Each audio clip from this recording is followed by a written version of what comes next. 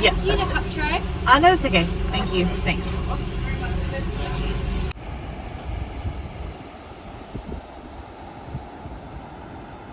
It's just because you're kind of on the side. So if you sit... Wait, yeah, I can't sit there. Look how close I am. Because I was kind of in the middle, like Yeah. when I was sitting there. So maybe we That's just bring true. it over a little bit. Yeah, that's true. Bring it over. And then I think that's good. I'll delete that. Lucy, I am sweating. I might have to actually take this off. I'm literally sweating. followers. Yeah.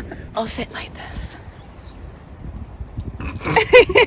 Okay, I'm gonna have to introduce it. Yeah, But you said you don't like the whole cringe, but I always start with my video I do like, it as "Hey, well. guys." I do it as well. What do you usually say in the video? I normally be like, "Hey guys, welcome back." I do that. Then you just use that clip that you just did there. Okay. Hey guys, welcome back to my channel. I have a special video today. I have a special guest. I have my friend Lucy with us. Actually, a little fact, you've been in one of my vlogs before. Do you remember? No. When I first started vlogging, me and you went to the beach. Do you not remember? And I got a clip from Maybe I did us watch just it. sitting there. Probably. And then we got in the water. Oh my god. That's straight We're in the for you. Australian bush. Bird just fell out the bush. Okay, so I wanted to do a different one for you guys today, and because I've not really done a video where you guys have got to know me very well, like I want to give you guys some facts about myself but through my friend's eyes. I'll let Lucy introduce herself and a little bit of how me and Lucy met. Hi, thanks Georgia for having me in the video. It's funny because we talk so often, but being on camera is different.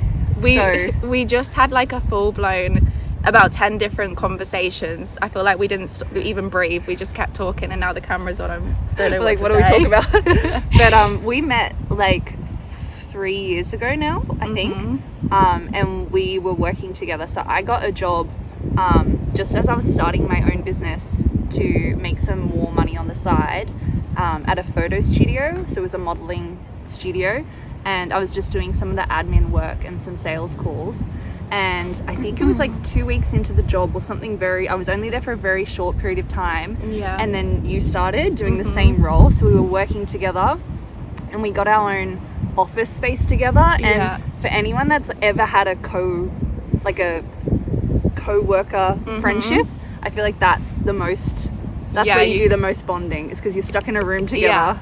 And so that's how we met, and then we ended up hanging out outside of work. After that. It was like, so you'd been there for like 2 weeks, and then I started, so we both basically started at the same time. It was all brand new, and when we first started they were in a small studio space, and that's when I feel like we didn't really speak much when we were in that. But they brought over like a really big studio. It was actually really cool, wasn't it? Yes, it was. And in this new studio we had our own office, so it literally was just me and you sat in this office all day. And we were kind of thrown in the deep end because we didn't know each other very well. No. And we were in this space, like the smaller space where we didn't really talk, and then all of a sudden they're like, Lucy and Georgia have their own office. Yeah. So I was like, oh, okay. I guess we're stuck in a room together. Do you know, like, it's one of those situations that definitely could have gone the other way. That could have been really awkward if we didn't get along. So it literally was just me and you sat there all day. Do you remember we'd go days without talking to anyone else? It was literally just me and you in there. Well, because the door would close and then that would be it. Like, we'd close the doors because we'd have to do phone calls. Yes. So our role was stylist. So we were the stylists. So we would call up the, what would you call them, like clients? The people before, or who were booked in for work. The photo shops. They're photo shoots. Photo shops. I've like outed we them. Didn't. Yeah, that's right. Oopsie. We would have like the clients, and me and Lucy would basically have to call them and style them over the phone and then book them in, and then when they did come in to do their shoots we would meet and greet them. So it was literally just me and Lucy in this office space, door closed, like calling people throughout the day and then going to meet them when they came in. And I actually asked Lucy the other day what was her first impressions of me, and which is such a good question, because I hadn't really thought about it. Well, you don't really ask your friends this, do you? So like, I feel like sometimes even though you've known someone for so long and you're close, you don't always actually know what they truly thought of you. Yeah, do you know what I mean? The first bit. At the first, yeah. Yeah, I guess like when I first met you, I didn't, even when we were in that room together and we were getting on and it was like we would have chats and things, I didn't really know that, oh, this is going to be like my long-term friend. You know, you just think, I'm going to work with this person, who knows how long, and you can be like nice to another person. But yeah, I think I remember when I think I had like a falling out with some friendships or something happened in my personal life, and I was telling Georgia about how I needed a beach friend. Yeah. I was like, I just love the beach so much and I really need a beach friend, because a lot of my friends, like close friends, are like, don't like the beach or don't like sand, or and we live in Sydney with all these beautiful beaches, and I just go by myself, which I really love, but I was like telling you about it's that. nice to have someone to do it with. Yeah, sometimes. and then you were like, I actually love the beach. Yeah. And I think that's where I found we found out more about each other's personal interests. It was kind of when we first, I thought that was like someone coming and some sort of another animal. But I think that was like, I guess what you're saying is like, do you know when you have like someone you get along with, but then you suddenly have that conversation where you really connect, and you find like your like, thing. oh, we're actually this very similar people. Exactly. And that's kind of that. Do you know what? I actually remember that conversation when you were like, no, what it was is it was the first time you kind of tried to put us outside of work, so it was more of like a friendship. Yes, you said something like, we should go to the beach together or something, and then I was like, oh, this could be a friend here.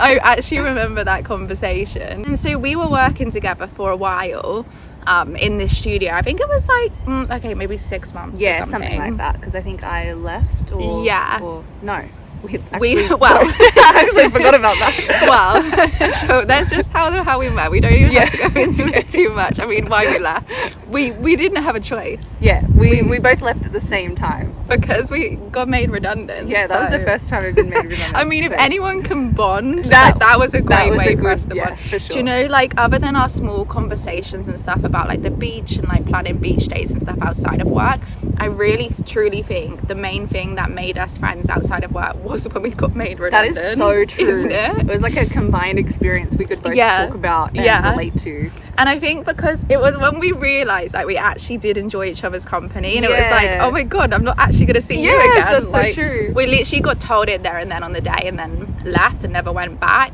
And then me and Lucy actually ended up keeping in contact like after that. And then it turned into like meeting every so often and like still keeping like the creative side and like doing photo shoots together and stuff. I think that's what it was. It was, we enjoyed the photo shoot style of the job and doing that and styling and getting content together, but then not having the opportunity to do that. So it was like, why don't we just do it on our own? Yeah, we did. And it was the best thing we ever did. Like, honestly. We've done it like since, really. Yeah. So when you guys see my photos I upload of like the kind of like modeling style, all of that is from Lucy. Lucy is the photographer. And vice versa. So that's why I have that side, guys. It's not something I get paid to do and stuff. I have done little bits of like extra work and stuff. But not gonna go into that now. But all of that stuff is for fun. So we loved that side of the job, and we missed that from getting made redundant, so we wanted to keep that. And that's kind of what me and Lucy do. We meet and we get creative and we do photo shoots and stuff. It's a good thing to do together as well. And like we could chat for hours, I think, as well. But actually having like an activity or something fun to do and to be creative is always because I don't do that with any of my other friends. So it's really nice to have that. But I wanted to go back to your first impressions of me, because I wanted to kind of also touch upon the fact that obviously Lucy is Australian, I'm English, and Lucy is one of my a lot of my friends out here are English and Irish, so Lucy is one of my probably handful of friends that's Aussie. So I wanted to go back to like your first impressions of me and kind of touch upon the like culture differences and stuff. So just be honest. Like, what would you say your first impressions were of me? Well, I think when I first met you, I wasn't sure if we were similar, because I think at face value, someone else would look at us and go, yeah, you guys aren't similar people. And especially, like, I know you've said this before, like your accent can come across as posh to us, or like, so there's a level of like, oh, I'm not sure what you're like, and I'm not sure what your culture is like or how you grew up. And so there's lots of differences that I thought about you when I first met you. But then, like we were saying, the more I get to know you, the more we have chats, the more I realize we're actually very similar people in terms of like we're very down to earth, and we enjoy the same things. Yeah, we enjoy the same things. We like, I feel like our opinions are very similar as well. Yeah. Generally, like on the outlook of life. Yeah. We're pretty chill. Yeah, exactly. Pretty laid down to earth. Like we've never had a fight or anything. Like, No, you know what I mean? that's Some actually true. friendships We've are very never- turbulent and gossip, and we don't really have anything like that. So it's really just that was my first impression of you, was like, I'm not sure if you are gonna be similar to me. Yeah. And I think like, so there's all these like preconceived ideas, but a few things factor into that, which Yeah. isn't a bad thing, by the way, guys, Yeah. because it's just human nature to see a person and their appearance and maybe think they're a certain way. Yeah, like, it's of course. just how we, you know, especially with social media and stuff, which is all about image. We do judge a lot of things on image without even realizing it, and it's not a bad thing. Yeah. It's not always a bad thing, but Do you like, find that you do get judged? yeah. Yeah. Yeah. Isn't that so interesting? Yeah, like, I when do. you ask people their impression of you, because I've even had this in the past where I'm quite tall as well. Yeah. Like I'm almost 6 foot, so people think I'm quite intimidating. But I'm just a shy person, so I don't talk a lot to someone unless I'm comfortable with them. And because I'm tall, who knows if that's intimidating for people? Yeah. But yeah, I'm like the least intimidating person No, ever. no, really. I feel like and because there's a few things, but you touched upon the accent. I do feel like sometimes, and I think that other people that have moved to Australia or other countries will understand this. And again, I'm not saying it's good or bad, I'm just saying something I've experienced. Like I find with my accent in particular, because sometimes I'm quite well spoken, people straight away just think I'm like this posh gal that like is a bit stuck up or like needs to be like perfect all the time. Like I've had that comment sometimes. Like I don't know if you thought that at the start. No, but, like, I don't think so. But I think it's just people's assumption. yeah. Like I think the accent sometimes, because it's obviously, mine is quite a well-spoken accent, when I start new jobs or meet new friends, I think their first impressions are a little bit like I've had friends say this before. They're like, oh, you can't say this in front of Georgia, and I'm like, why can't you? I've had that comment as You had well. that? I've had this comment. I think I told you, one of my friends said like they couldn't do something around me because they said I was too graceful or something. I was like, thank you, but you can do whatever you want around me. Yeah, I've had that as well, and I'm like, I don't understand. And maybe it is just like the well-spoken accent, and like I think you're similar. Like we take care of ourselves. If I go to work, I might put like a little bit of makeup on and just like, I don't know, I don't do a whole lot, but I'll always try and look presentable and stuff. And like I said, well-spoken, everything comes into it. And I think sometimes when you first see that, a lot of people might think, oh, she's just thinks she's the best, or she's up herself. But I don't know. It's just, I have had these comments before and stuff. But I do think that's interesting, because you don't really ask your friends like their first impressions. And I'm actually really down to earth. Which you wouldn't know, but but no, relating it to the English side, is there anything like little phrases that I say and stuff that you noticed, or not really? I would really have to think about it, to be honest. I think because you're not a judgmental person at all, so I think with you it was just like first impressions, and then when you got to know me straight away, you're like, because you'll give anyone the time of day. But I will say there were some people that I think really misunderstood me, and I do think it's probably a lot to do with the way I said things, stuff, because there was just some examples which I did tell you at the time. And I think if you guys watching this are like backpackers and you've moved to Australia or whatever it is, I reckon a lot of you would have come across this as well. So one example was, as I said, so we were working in the photo studio, and I was on the phone to one of my clients, and he was telling me about what he was going to wear for this photo shoot. And you remember what it's like you're writing really fast as they're talking, aren't you? And we give those notes to the photographers and the other people downstairs. So they're all relying on us on what their styling is going to be. So they have a good idea before they've even met the person. And we had to call quite a few of them a day. So sometimes we were just like doing this super fast. So I'm scribbling down like what this guy's wearing, and one of the things he said he was wearing was a wife beater, so like a vest. vest, isn't it? Like a singlet. Yeah, a singlet. Yeah. So, like, I never call it a wife beater. I don't even really talk about vests. It's not something I wear. Yeah. So, like, I didn't think twice. Like, so I'm scribbling this down. Is that something that they say in England though? Is that like a slang? Do you know, I was trying to think about this. Because it's very Australian to say, not Australian, it's very bogan Yeah. to say, or like, you know, there's like the trope of what that word comes from and who says it and why it's called that. Which is not good. So you shouldn't, right. you know, but it's a term that people use. Yeah. And do you know what's the funny thing is, once I like tell you the end of the story as well, that I think that is more Australian than a UK thing anyway. I think so, yeah. So like I'm probably thinking in my head, okay, that's what they call it. Like not really thinking twice. So I just write it on the notes. No, we used to type, didn't we? Yes, so I'm like typing it all out. And anyway, didn't think anything about it. And then when he'd come in, one of the photographers pulled me to the side and had to have a chat with me. Oh my God. Like, it was quite uncomfortable, I'm not gonna lie. Yeah. I think I said that at the time. And bearing in mind, I'm new to this job. I don't really know anyone. It's all such a new environment for me. And you weren't there that day either, so I think it was like just me. Yeah. And she pulled me to the side and she said, can I have a chat? So I'm thinking, what's this about? What have I done wrong? What have I done? Because you could tell straight away it wasn't like a good thing. And she said, I just want to talk to you. Like, you've wrote wife beater in the notes. Like, we don't call it that here. Like, you shouldn't call it that, blah, blah, blah. And I didn't even remember writing it, honestly, because I just wrote it as the guy said it.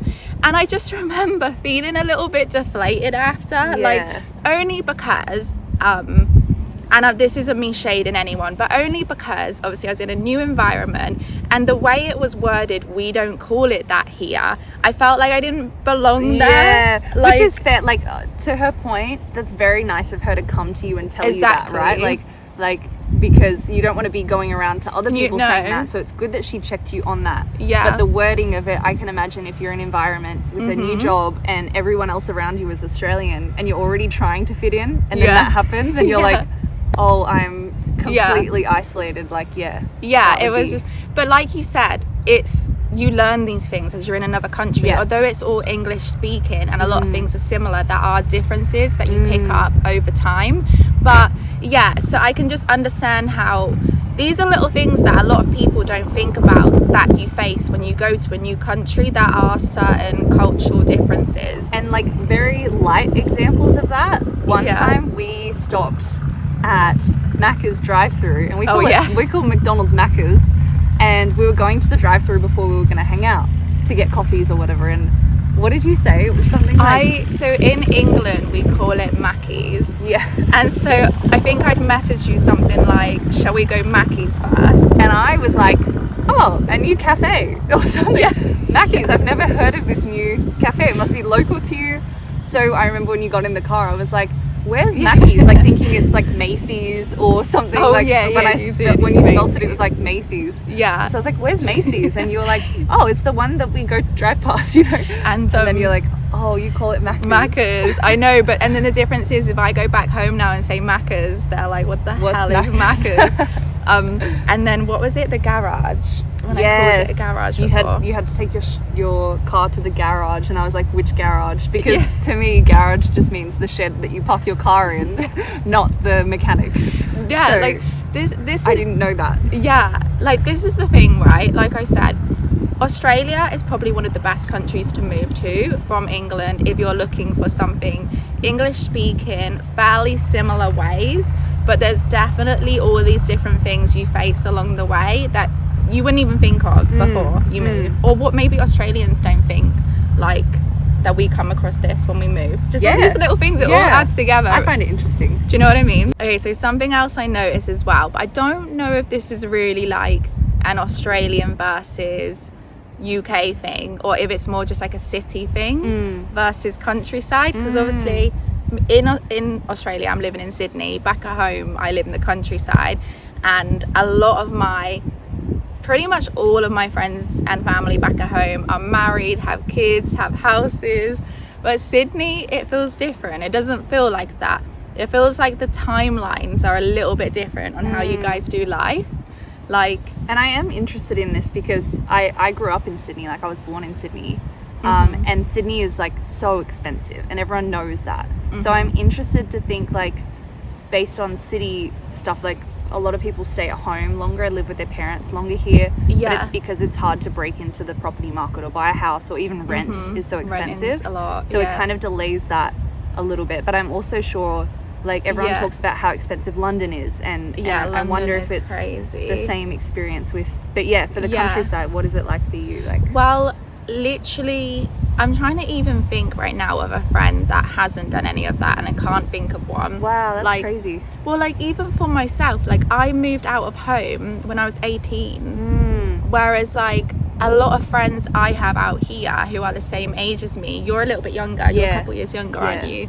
But a lot of my friends that are the same age, they've never like lived out of home or anything.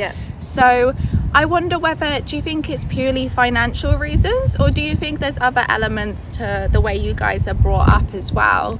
Like, I do think like even a lot of my close friends don't want children. Like I think that's maybe more of a topic now, just in like this time of the world, like generation like, I think of people not wanting to have children, or at least just not doing the routine, like get married, have a baby, and then get a 9 to 5. Like I think people are breaking out of that traditional sense of life. Lucy. Like that's actually just, you know, you get like a light bulb moment. Because like that explains why I feel so, sometimes is the right word, conflicted or like confused between, I'm like in the middle, and then this is like my life back at home, and this is Sydney. Back at home is everyone, their way of life and achievements is house, marriage, kids. Sydney is like climb the career ladder, travel, how many countries have you been to, like, and just rent. No one's really talking about buying houses and stuff.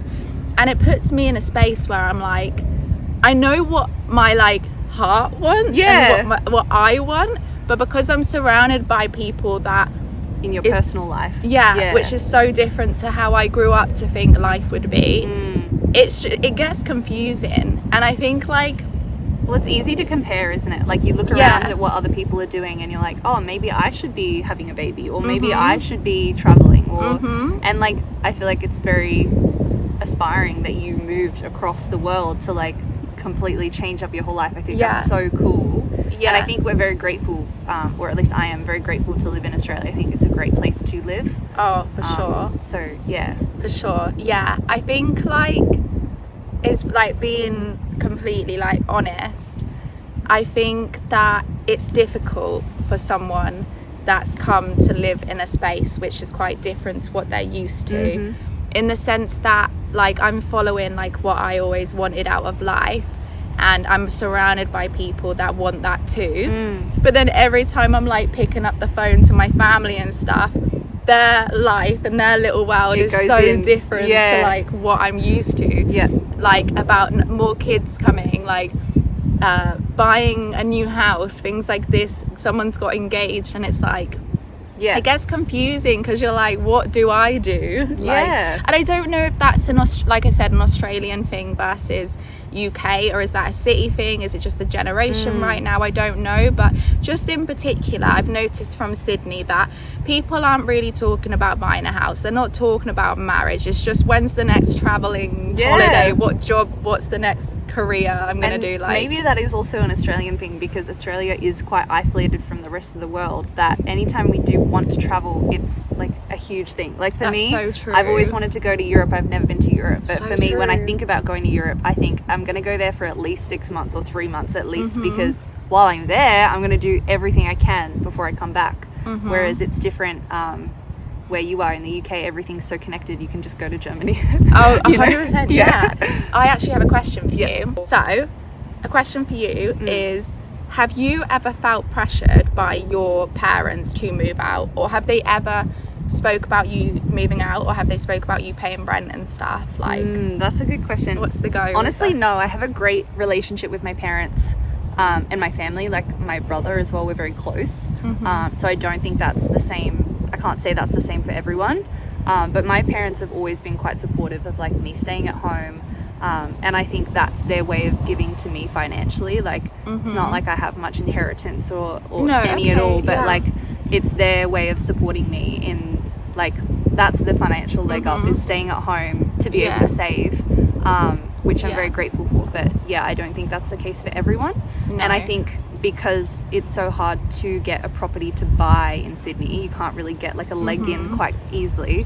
People just go straight to renting because it's the only accessible way to move out of home. Yeah, no, that's completely fair. Because I was just thinking as well, do you think that, because a lot of my friends that are Australian and live in Sydney, let's be honest, like we've just said, Sydney's an expensive place to live, and a lot of the people I know living here, their parents are quite wealthy, and I wonder whether that's why there's not this push to move out, because you're in a wealthy family anyway. I definitely know people like that. Do you know like what I I mean? can say I know a handful of people that their families did buy property in Sydney early on, so that now the property market has increased so much that they're kind of sitting on this like assets that they could sell or use. Exactly. Yeah.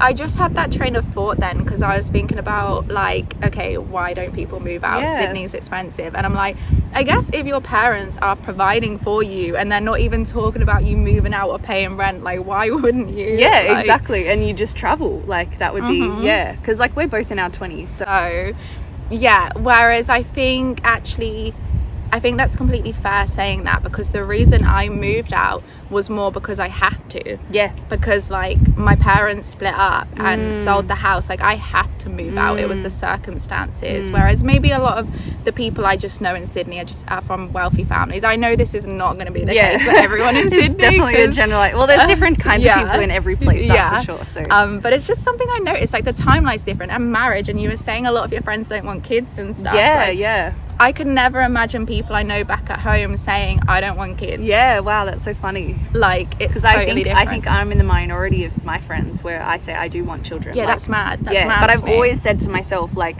there's never been an expectation of me to get pregnant quite early. I've always said kids in my 30s or like delayed it. So I do kind of have this freedom where like in my 20s I've had 10 years to kind of travel or build a business or like take risks in that way. Yeah. Because there's no rush. You've not put pressure on yourself. There's no pressure. Like, I feel like a lot of my friends are like, you have to have kids in your 20s, whereas a lot of Aussies I've met are like, they want kids in their 30s, which is really refreshing to hear. Especially like right now, I see so much stuff on social media like you're a failure if you've not had kids in your 20s, like you're never going to be able to get pregnant. So it's just so refreshing, that frame of mind, like there's no rush. Yes, you're just enjoying life and you're doing it at your own pace, kind of thing. Exactly. Love that. That was a good chat. So talking about expectations and life, I obviously started my YouTube channel because I wanted to share with you guys wholesome, real, authentic stuff, because I don't think we see enough of it these days.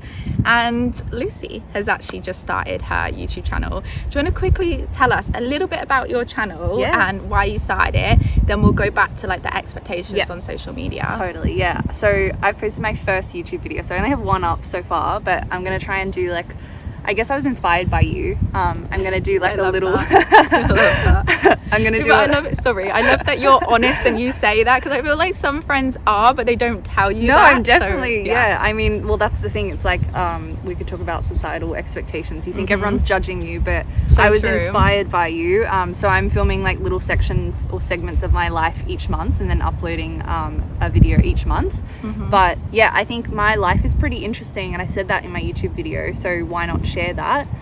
Because I have my own business where I teach art workshops. So I have a studio that is my shop in Leica in Sydney, and that's what I do full time. And I have people that help me teach the workshops. So I'm also mentoring other people online and teaching them how to do business. So I have two kind of very interesting sides of my job, and then I also travel for work where I get to teach art in different places, so which is really cool. Yeah, so every month is different for me, and I'm very grateful for that business, and it keeps me creative, so I guess sharing that is really fun. And I already do it on Instagram, but YouTube was like just another thing I've always had on my list of things to do, so definitely yeah, I'm doing that now.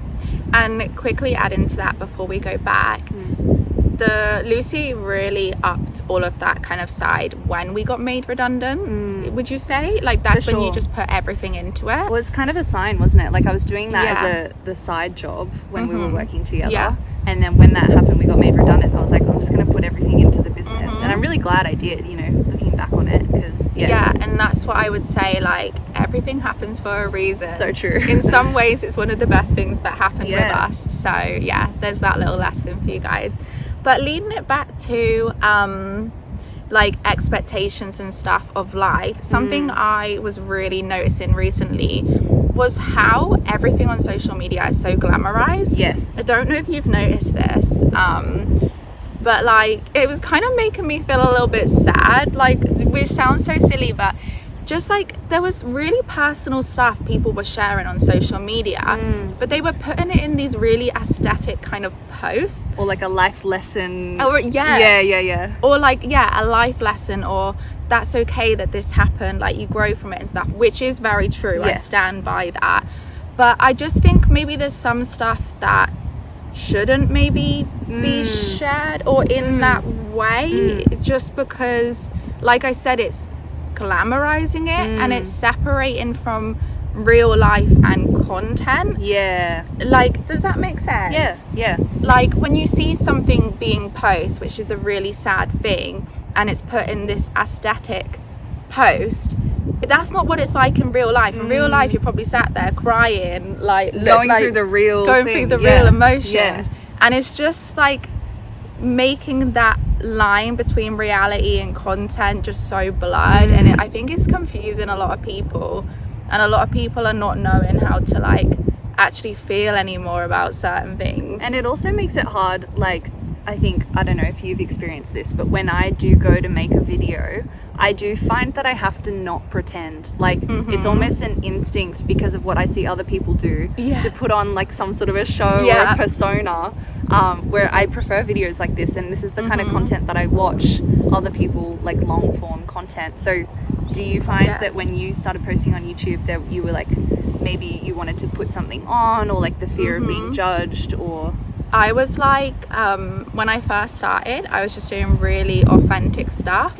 But then when I started to see how the views changed and the algorithm worked, I started to notice, I started to slowly slide into trying certain trends and stuff. I slid into it a tiny bit, just because I thought that's what worked on YouTube. And then I quickly realized, like, I'm losing sight of like what I actually started my YouTube channel for, and I don't want it to be like that. I want it to be really authentic and wholesome, because it's what I like to watch. And it's real life, and that's what I want to share. I don't know. I think it's interesting because, like, I feel like we've also spoken about the fact that, like, when you do go to show yourself on social media, there's always the fear of like someone you know that's gonna watch it and send. Because This is where we go giggly again. So we're getting towards the end. Because I do think, like, as soon as you start posting on Instagram or putting yourself online with YouTube and things like that, there is always the fear of being judged, or like someone that you know seeing it and sending it to a friend, and who knows what happens. But I think you kind of have to get over that. And you made such a good point before about like influencers. Because I said that all these top influencers were so like a big following. They all are literally people like us, and they started like us, and then they just created this whole image. So when you see influencers like that, you think nothing of it. You think, well, that's their job. But then when you see your friends starting to post, you're like, what the hell are they doing? Like, it's like you just see it as a different thing, but it's the same thing. And like, sometimes it's not until you build a big following that people take it seriously. But you've got to start from somewhere, and you've just got to enjoy it and trust it from the start. And then if you blow up, then... And that's what I did want to say as well. Like, I'm very proud of you for being so consistent about posting, because I've had people that I know start posting, and then when they get big or they're starting to see some sort of traction, they stop out of fear.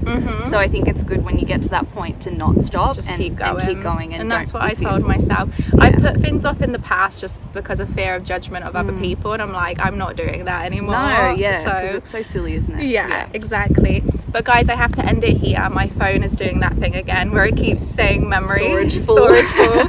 So gonna love you guys, gonna leave you. I hope you enjoyed my chat with Lucy. Make sure you comment below.